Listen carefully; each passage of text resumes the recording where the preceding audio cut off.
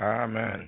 Nous restons debout et nous lisons la parole de Dieu dans le livre des Nombres au chapitre 14. Nombre 14, et à partir du verset 22. J'aurais voulu lire le chapitre, mais c'est long. Je vais lire à partir du verset 22. Nombre 14, à partir du verset 22. Tous ceux qui ont vu ma gloire et les prodiges que j'ai faits en Égypte et dans le désert, qui m'ont déjà tenté 10 fois et qui n'ont point écouté ma voix, tous ceux-là ne verront point le pays que j'ai juré à leur père de leur donner. Tous ceux qui m'ont méprisé ne le verront point. Et parce que mon serviteur Caleb a été animé d'un autre esprit et qu'il a pleinement suivi ma voie, je le ferai entrer dans le pays où il est allé, et ses descendants le posséderont. Les Amalécites et les Cananéens habitent la vallée. Demain, tournez-vous et partez pour le désert dans la direction de la mer Rouge. L'Éternel parla à Moïse et à Aaron et dit, « Jusqu'à quand laisserai-je cette méchante assemblée murmurer contre moi? J'ai entendu les murmures des enfants d'Israël qui murmuraient contre moi. » Amen. Vous asseoir. Vous avez compris que ce matin, je vais parler d'un murmure. Et le titre du message est « Arrêtez les murmures ». Arrêtez les murmures. Vous savez, nous sommes entrés dans le dernier trimestre de l'année 2022. L'année, ça passe vite. Nous sommes déjà dans le dernier trimestre de l'année 2022. Une année de persévérance, une année, nous avons voulu vraiment voir que nous faisons des pas en avant. Et je voudrais, pendant ces derniers mois ici, de temps en temps, revenir sur ça et montrer qu'il y a des choses que nous devons faire, il y a des choses que nous devons ôter, il y a des choses, j'ai dit il y a quelques dimanches, j'ai prêché sur que tout ce que nous faisons soit pour la gloire de Dieu. La fois passée, nous avons parlé des handicaps qui sont là pour l'ennemi, qui nous met sur notre parcours pour nous empêcher. Ça en est un ici, les murmures. Ça en est un. Et laissez-moi vous dire que la Bible est pleine de promesses de Dieu pour son peuple. Dieu aime son peuple. Dieu veut du bien à son peuple. Alors il a donné plein de promesses. Mais lorsqu'il promet, c'est pas comme un homme, il promet, il n'y a pas de suite à cela. Quand il promet, c'est qu'il est capable, c'est qu'il a les capacités, il a le pouvoir d'accomplir ce qu'il promet. Dieu fera toujours sa part. Mais c'est à nous de faire notre part. C'est acquis que Dieu est fidèle. C'est acquis que Dieu est derrière ses promesses. Ça, c'est un acquis. Mais il faut que nous fassions notre part pour que ces promesses se matérialisent, pour que nous en soyons des heureux bénéficiaires. Donc pour ça, il faut garder une bonne attitude tout au long de notre marche chrétienne. Une bonne attitude. Il faut être patient. C'est un peu comme des petits enfants, quand ils veulent quelque chose, c'est tout de suite. Il faut être patient. Dieu fait toutes choses bonnes en son temps. Il faut être patient avec Dieu. Il faut demeurer confiant par contre. Ne pas croire que parce que c'est long, il a oublié. Non, il faut demeurer confiant, même si le temps que nous vivons nous amène à passer par un moment d'instabilité. Nous devons éviter de juger Dieu en disant est-ce que Dieu est fidèle. Évitons de juger la fidélité de Dieu par rapport à nos circonstances, par rapport à ce que nous traversons. Et c'est ce qu'a fait Caleb. Et c'est ce qui lui a valu d'ailleurs la récompense. Parce que dit, je le ferai, lui, parce qu'il était animé d'un autre esprit et qu'il a été pleinement, qu'il a suivi pleinement ma voie, je le ferai entrer dans le pays. Il a suivi, nous allons le voir par la suite, qu'il a suivi pleinement les voies de Dieu, malgré les embûches, malgré les difficultés de parcours, malgré les obstacles qu'il a pu rencontrer. Juste dire que ceux qui respectent ces principes, ça finit toujours, tôt ou tard, par arriver. Ils arrivent toujours à rentrer dans ce que Dieu a prévu pour eux. ceux qui respectent ces principes. Mais tant qu'on parcourt l'histoire d'Israël, regardez, depuis qu'ils sont sortis, depuis Genèse, depuis qu'ils sont sortis des 430 ans d'esclavage de Pharaon, toute leur marche, etc., ça a été une marche qui ne plaisait pas à Dieu. Ça n'a pas toujours été le cas pour Israël. Et ça a empêché qu'ils puissent rentrer immédiatement dans la terre promise. Ils ont dû faire un grand détour à cause de cette mauvaise attitude qu'ils avaient. C'est pour ça que nous aussi, Paul nous le rappelle. Qu'on ne dise pas, parce que j'entends souvent des gens dire, non, nous, chez nous, on ne prêche pas sur l'Ancien Testament. Il y a des choses qui sont de l'Ancien Testament, mais qu'on ramène dans... Et je vais vous le lire pour dire que ça nous concerne aussi. Paul dit, quand il s'adresse aux Corinthiens, c'est un long texte, je vais lire au chapitre 10, 1 Corinthiens 10, à partir du début, il dit, « Frères, je ne veux pas que vous ignoriez que nos pères ont tous été sous la nuée, qu'ils ont tous passé au travers de la mer, qu'ils ont tous été baptisés en Moïse dans la nuée et dans la mer, qu'ils ont tous mangé le même aliment spirituel, qu'ils ont tous bu le même breuvage spirituel, car ils buvaient à un rocher spirituel qui les suivait, et ce rocher était Christ. Mais la plupart d'entre eux ne furent point agréables, malgré tous ces bienfaits de Dieu. Pendant la marche dans le désert, la plupart d'entre eux ne furent point agréables à Dieu, puisqu'ils périrent dans le désert. Or, ces choses sont arrivées pour nous servir d'exemple. Les autres sont passés par là. Le mal que les autres ont fait doit nous servir d'exemple. Les faiblesses que la Bible, le Seigneur déplore dans la vie de ceux qui nous ont précédés doit nous servir d'exemple afin que nous n'ayons pas de mauvais désirs comme ils en ont eu. Ne devenez point idolâtres comme ils l'ont été, comme quelques-uns d'eux, selon qu'il est écrit, le peuple s'assit pour manger et boire, puis ils se levèrent pour se divertir, rentrer dans la débauche, etc.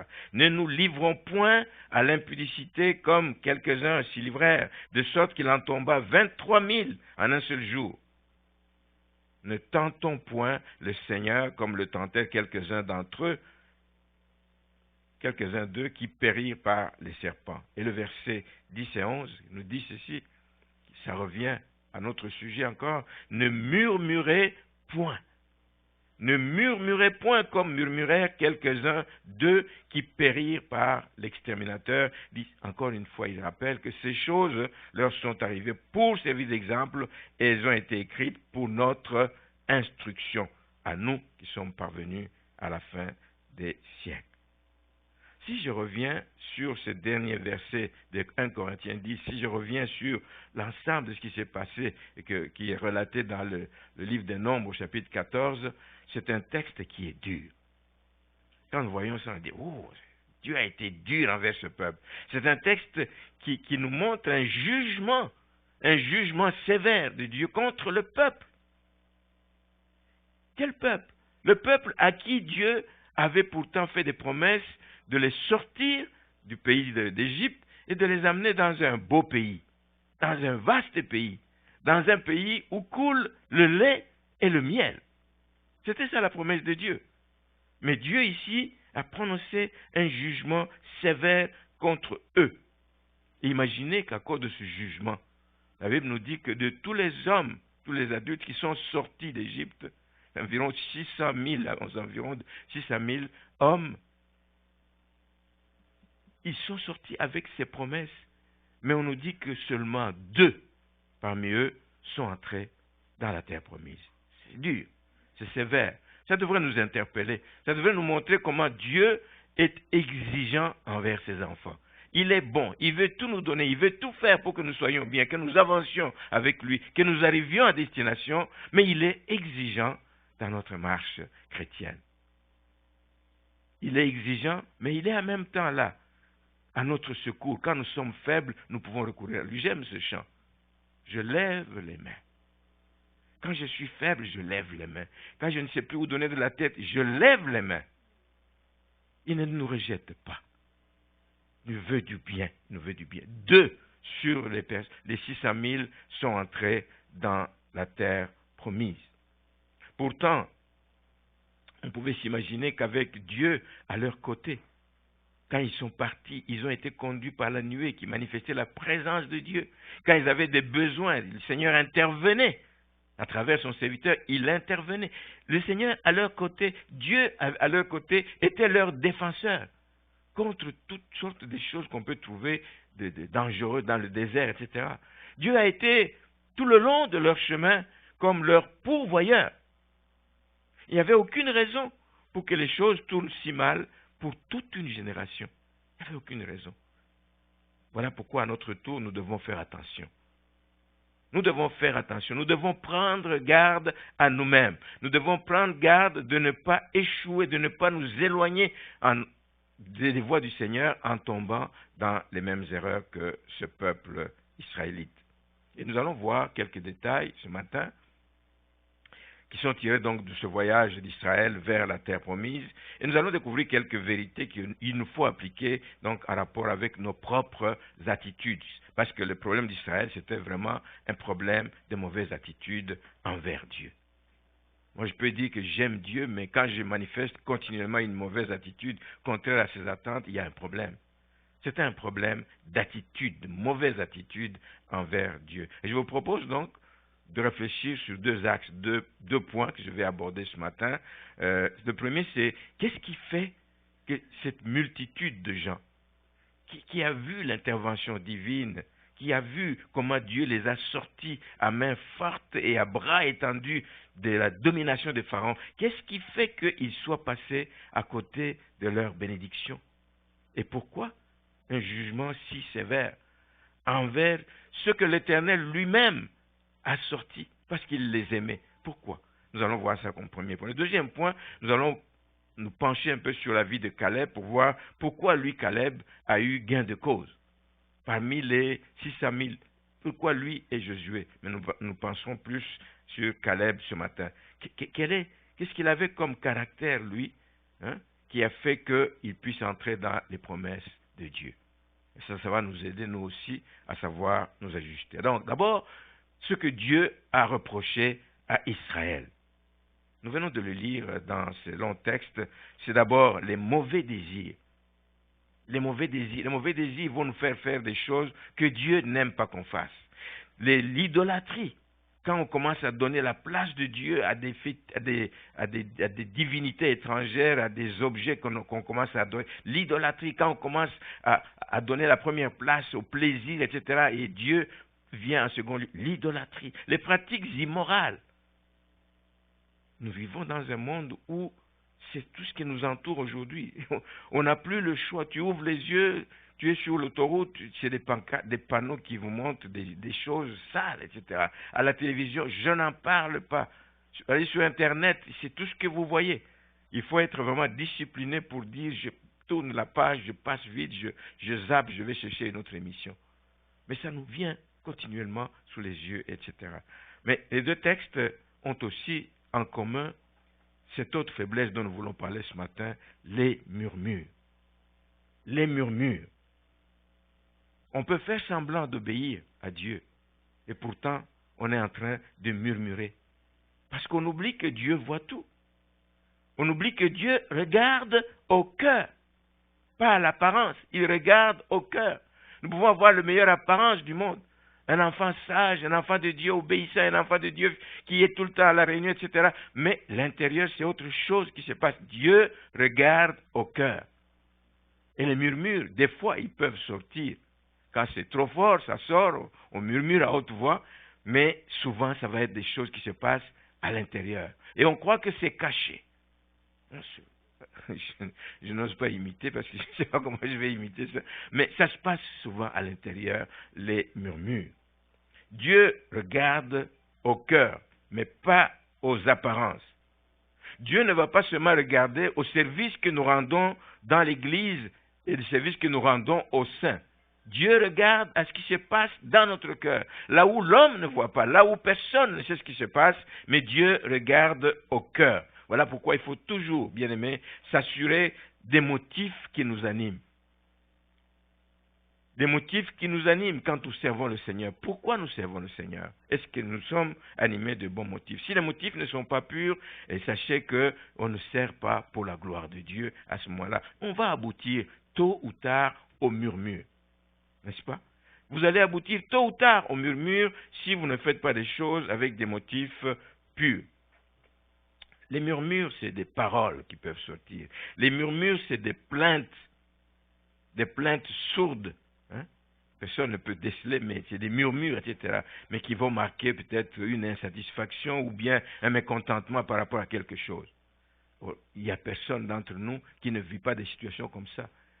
Tu es devant un parent, devant ses enfants, il y a bien des choses qui vont vous mécontenter. Vous êtes insatisfait de la manière dont il travaille à l'école, vous êtes insatisfait. Et ça peut amener des gens à murmurer.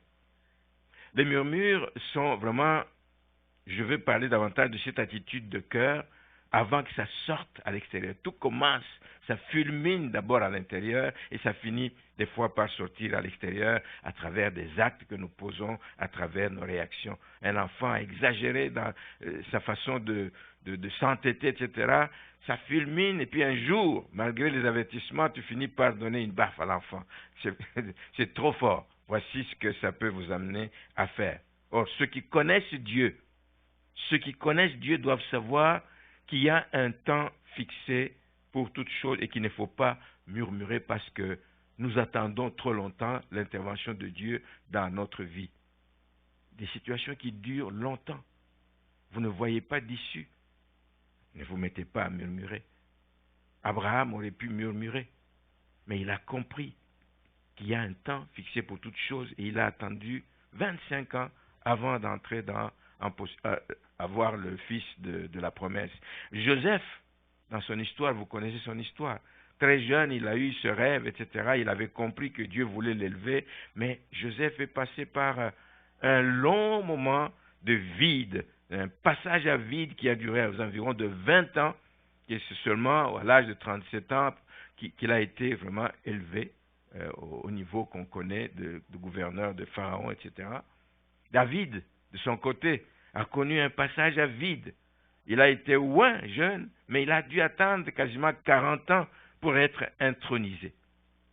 La patience, l'attente ne doit pas nous amener à murmurer.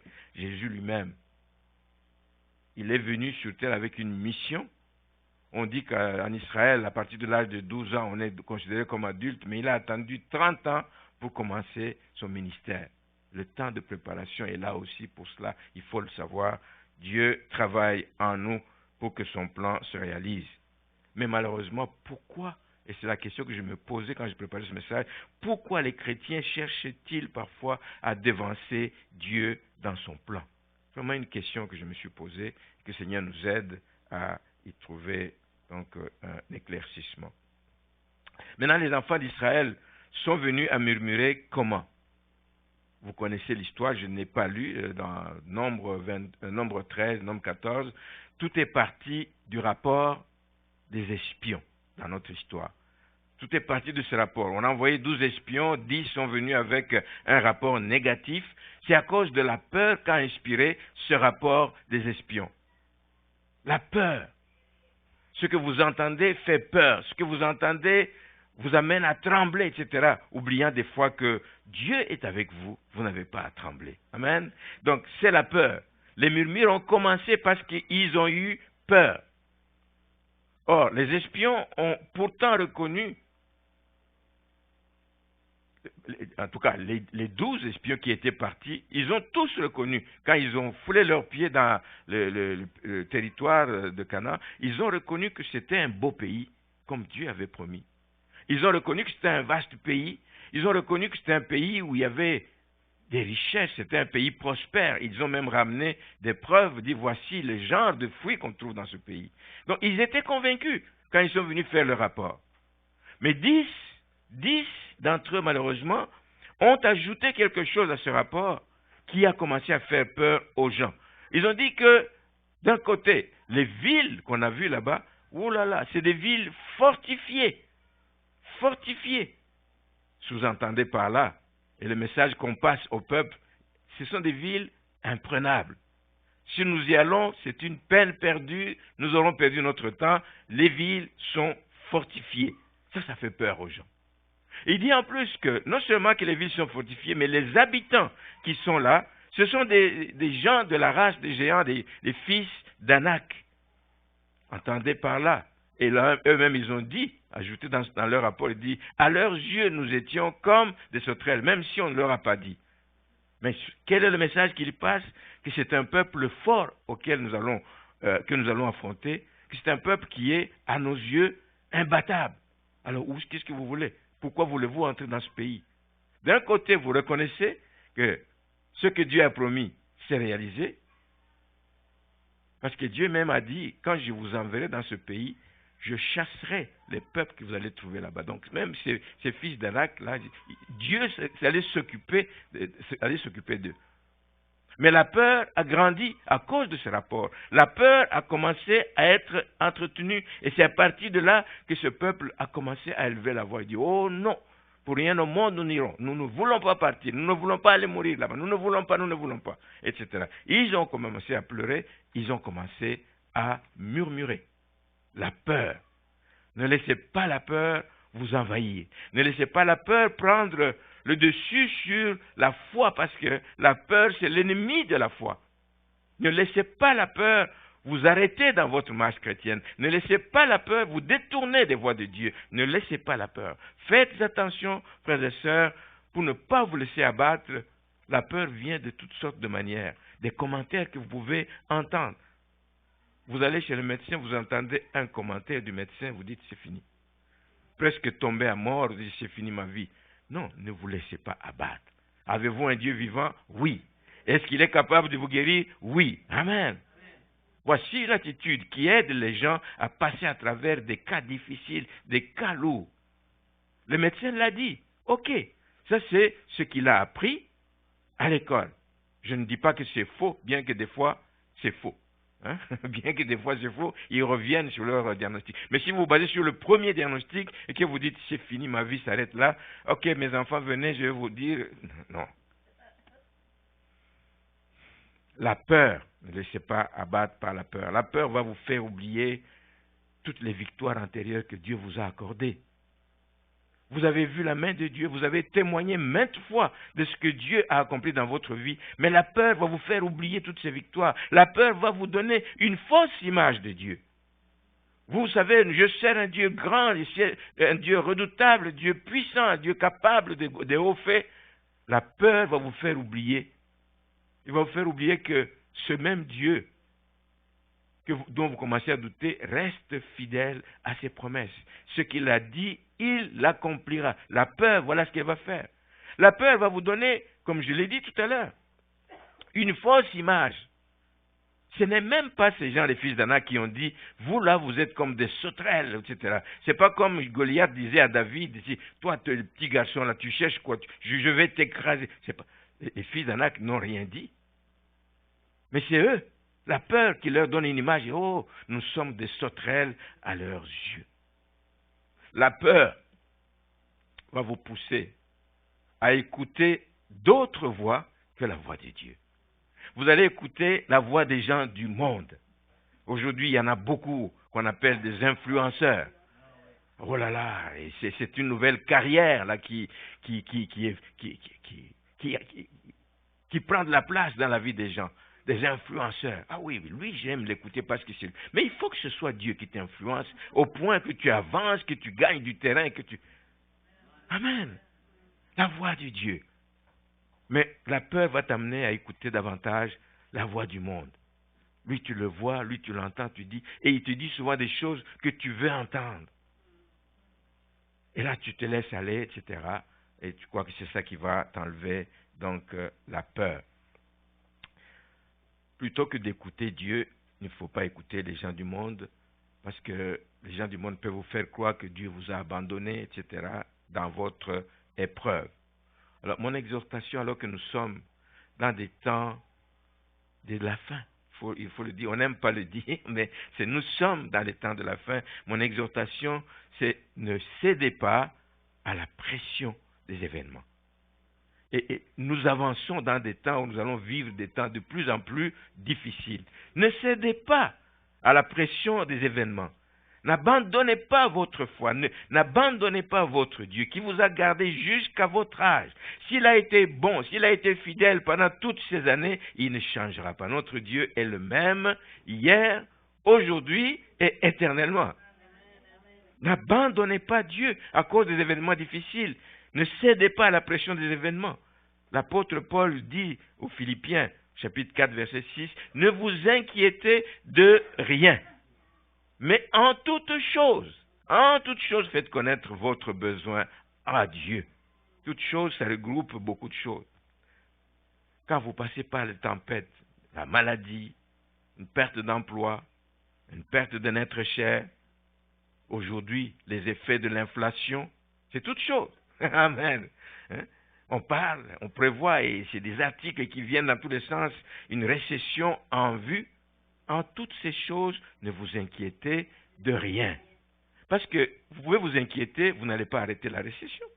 Vous pouvez vous inquiéter, vous n'allez pas arrêter l'inflation par votre inquiétude. Ne vous inquiétez de rien.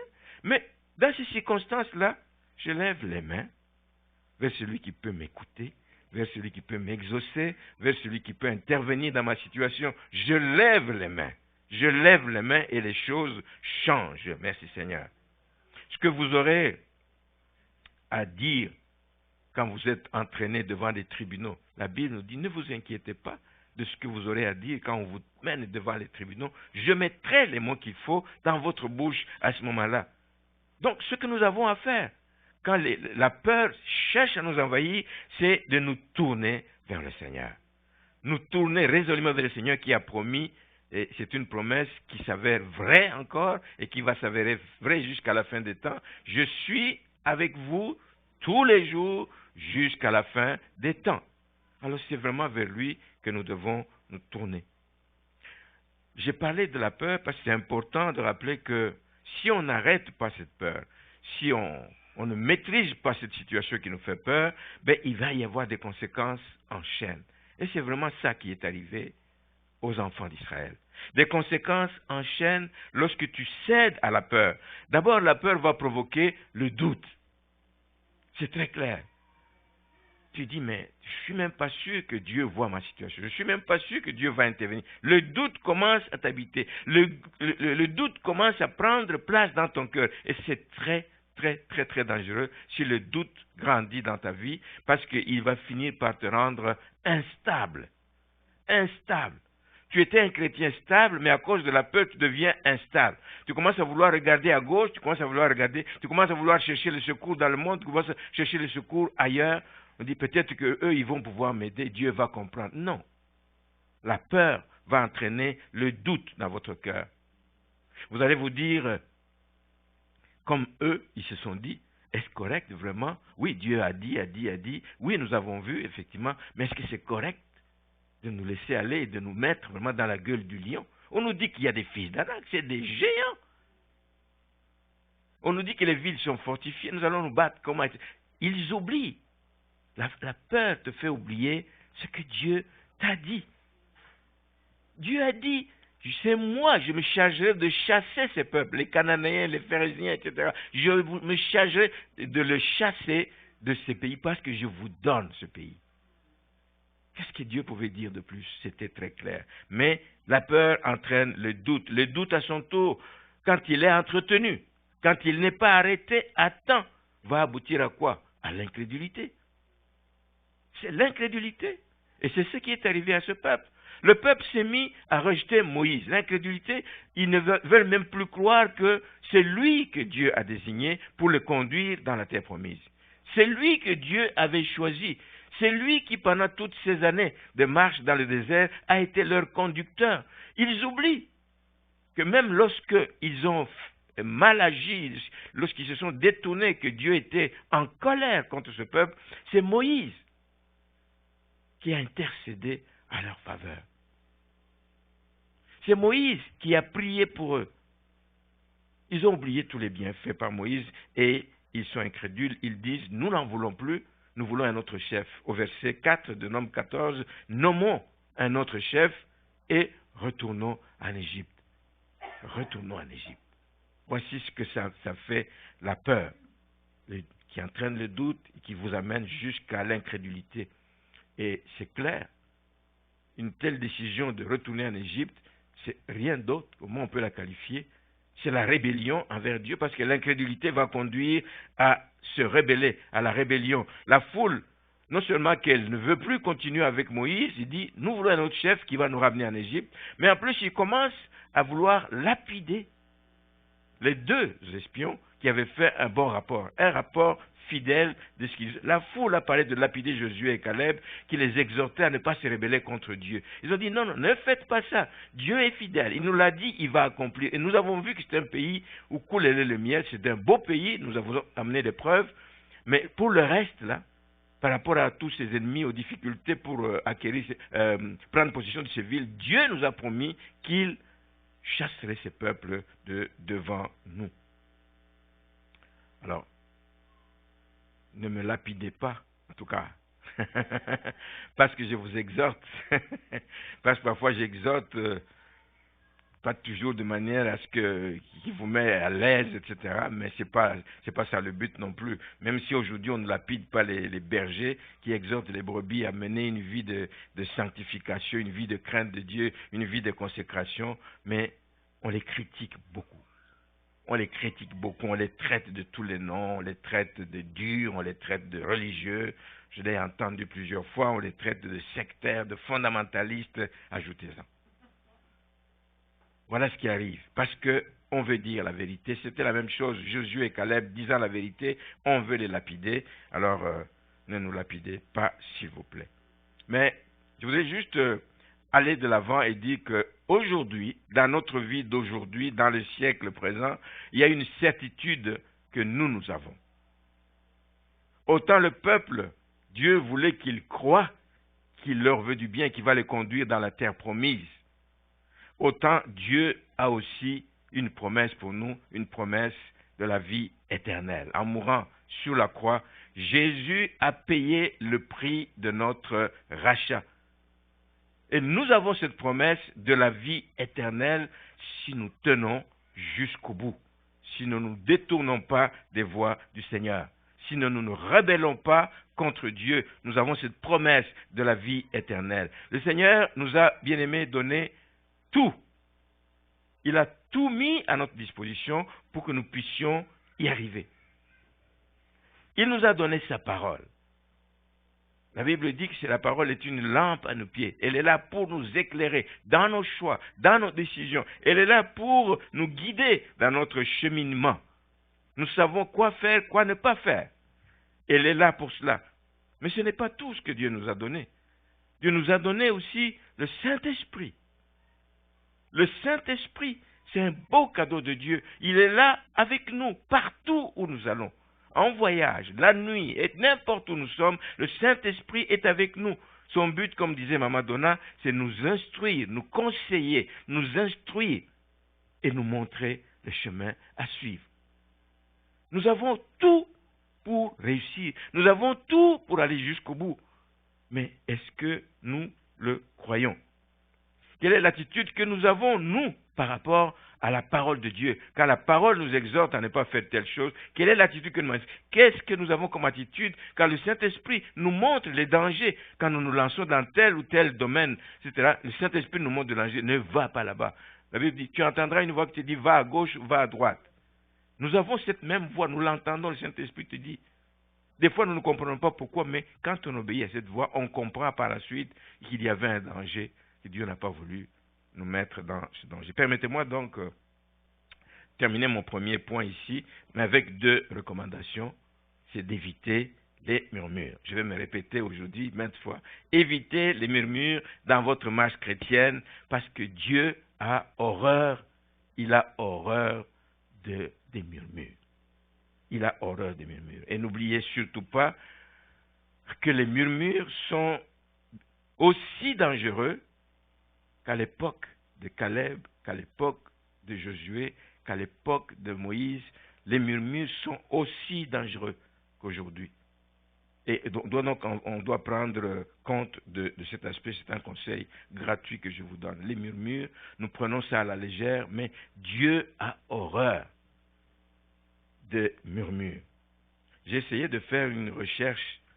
J'ai regardé le nombre de fois que les murmures sont répertoriés dans la Bible, mais c'est beaucoup de fois, sans doute une cinquantaine, soixantaine de fois, dans différentes circonstances, 13 fois dans le Nouveau Testament, pour montrer que ce n'est pas seulement l'affaire des anciens peuples. Il n'y a pas que le 1 Corinthiens 10 qui dit ne murmurez pas comme murmurèrent quelques-uns qui périrent par l'exterminateur, mais il y a beaucoup d'autres situations.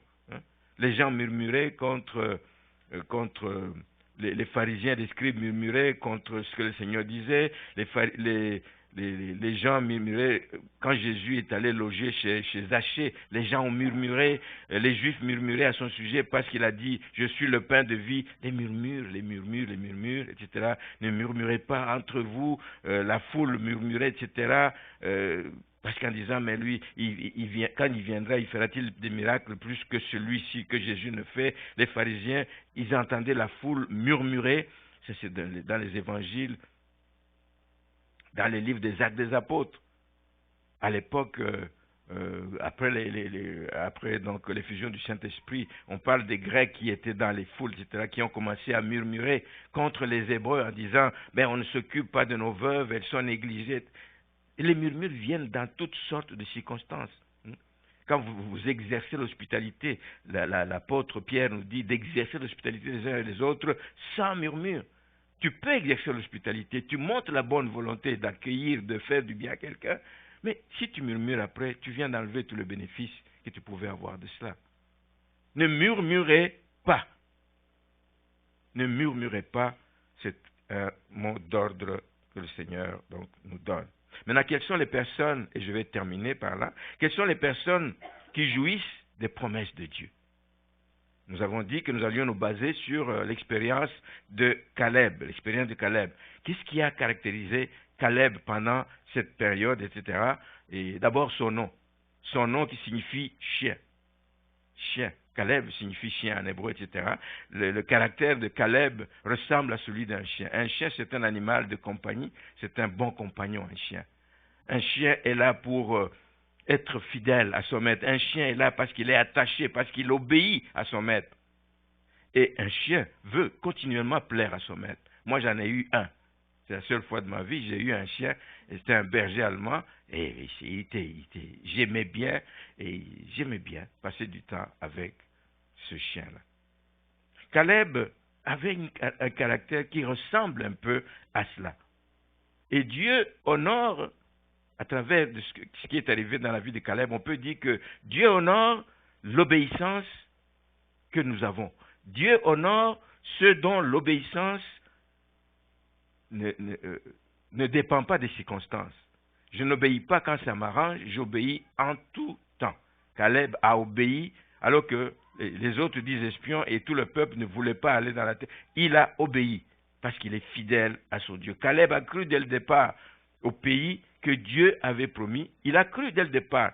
Quand Dieu a fait cette promesse, et il l'a vu finalement quand il est allé espionner, il a vu ce pays, qu'il était beau, il l'a vu, et il est venu le confirmer au peuple. Il n'a pas gardé l'information pour lui-même, il est venu le confirmer au peuple, mais il a suivi pleinement les voies de Dieu. Alors, si nous obéissons, nous allons agir comme Caleb, nous allons monter malgré les circonstances difficiles, et nous allons nous emparer de tout ce que Dieu a prévu pour nous. Lui, il invite les gens à monter et à s'emparer.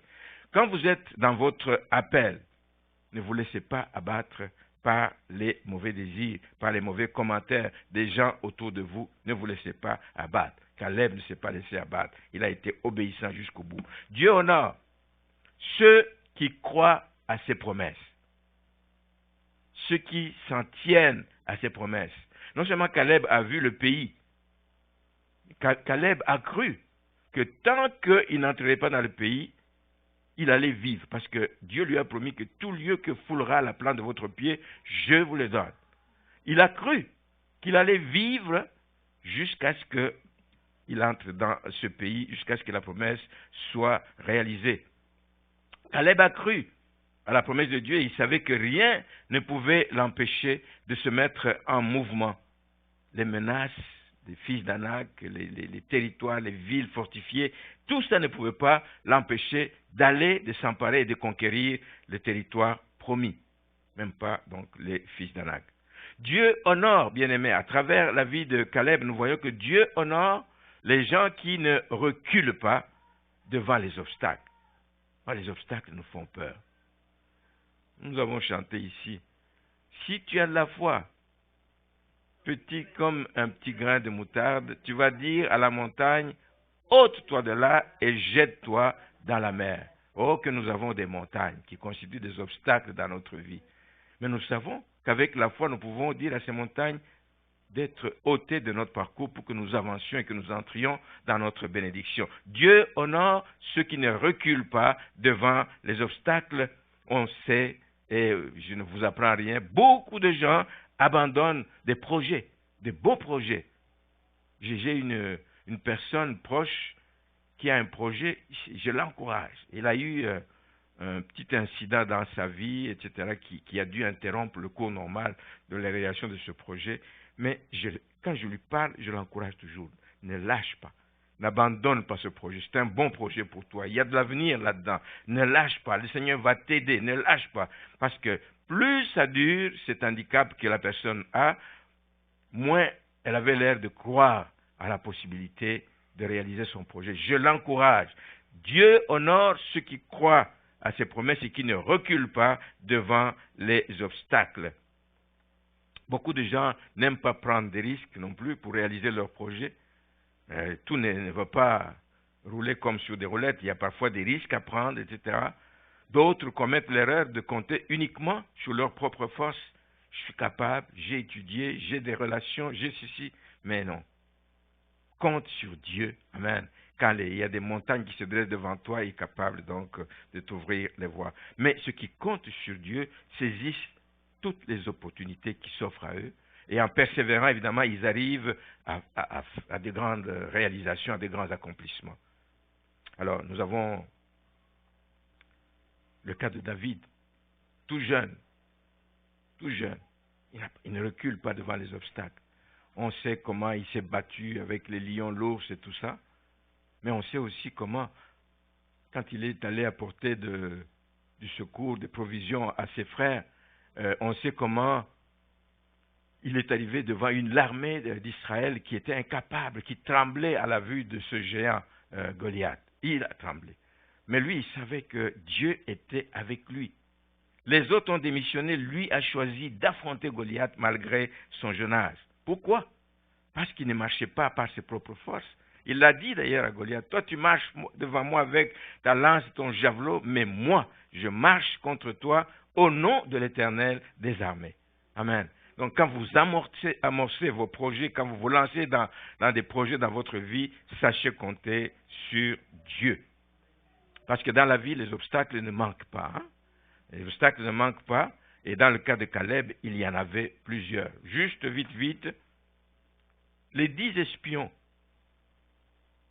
qui voulaient entraîner le peuple à désobéir, c'était un obstacle. Et ils pouvaient dire, mais nous ne sommes que 2. On ne va pas nous entendre, on ne va pas nous écouter. Mais il a continué à parler. Il dit, montons, et en parlant de ce pays, nous ne sommes pas seuls, montons. C'était un obstacle. Les 10 espions pouvaient être un obstacle, mais il a passé par-dessus. En plus, on dit, de par ses origines, ce n'était pas un juif d'origine, c'était un Kénisien. Si vous lisez dans les livres des Nombres, vous le voyez. Dans le livre de Josué, plutôt, vous le voyez, Josué 14. Il était un Kénisien. Il pouvait dire, on va se méfier de moi, etc., etc. Il réclamait en plus un territoire. Lui, il avait foulé les pieds sur le territoire d'Hébron, un territoire qui est quasiment sacré pour les Juifs. C'est là où on a enterré tous leurs patriarches, Abraham, Moïse et les autres, etc. Et donc, ce n'est pas un territoire qu'on va donner facilement à un Juif. Mais lui, il a dit, non, tout lieu, Dieu me l'a dit, tout lieu que foulera la... je vous le donne. Et lui, il s'est tenu, c'était un obstacle, mais il n'a pas tenu compte de ça. Il dit, Dieu a dit, je vais y aller. Et c'est vraiment quelque chose d'oser, et nous devons savoir oser dans la vie. Il y avait aussi l'aspect de l'âge. Quand il dit que j'étais âgé de 45 ans, quand j'ai eu cette promesse, les années ont passé. Les années ont passé. Mais il n'a pas perdu de vue son rêve. Quand j'arriverai là-bas, je réclamerai ce que Dieu m'a promis. Quel que soit l'âge, il a dit, je vivrai jusqu'au moment où j'aurai ce que Dieu m'a promis, et il l'a obtenu à 85 ans. C'est un non-sens, c'est illogique, selon notre logique humaine, que disent qu'à 85 ans, bon, moi je vais me battre avec des personnes contre des fils d'Anak dans ce territoire, ils étaient dans ce territoire. Mais lui, il ne pensait pas le faire de lui-même, il le fait avec la grâce de Dieu. J'ai vu sur une pancarte en venant, je ne sais pas si c'est la même personne, une pancarte sur l'autoroute 40, je ne suis pas sûr que c'est la même personne, mais ça m'a fait penser à une dame, là, une dame d'une cinquantaine d'années, je ne sais plus comment elle s'appelle, qui s'était présentée dans ce concours de Star Academy. Ça fait déjà quelques années en arrière. Tout le monde s'est moqué, tout le monde a ri. C'était au milieu de beaucoup de jeunes avec beaucoup de talent. Elle aussi est venue chanter son chant et dire je vais aussi concourir donc pour essayer d'obtenir le prix. Et figurez-vous que c'est elle qui a eu le prix. Les gens se moquaient d'elle parce qu'ils croyaient que c'était d'un âge avancé. L'âge ne doit pas être un frein. L'âge ne doit pas être un frein pour que vous puissiez faire ce que le Seigneur attend de vous. Elle a remporté le prix, etc. Pour montrer juste que c'est l'attitude et non l'âge qui vont vous permettre de réaliser des choses dans votre vie. Et je termine avec ce verset de Hébreux 10, 38 et 39 qui dit « Et mon juste vivra par la foi. Mais s'il se retire, mon âme ne prend pas plaisir en lui. » Caleb ne s'est pas retiré. Amen. Il a marché par la foi. Nous, c'est nous aujourd'hui aussi, nous ne sommes pas de ceux qui se retirent pour se perdre, mais de ceux qui ont la foi pour sauver leur âme. Alors, voulez-vous entrer dans les promesses de Dieu et voir se réaliser le rêve que Dieu a pour vous? Arrêtez de murmurer. Amen. Arrêtez de murmurer. Ne vous laissez pas arrêter non plus par les tempêtes de la vie.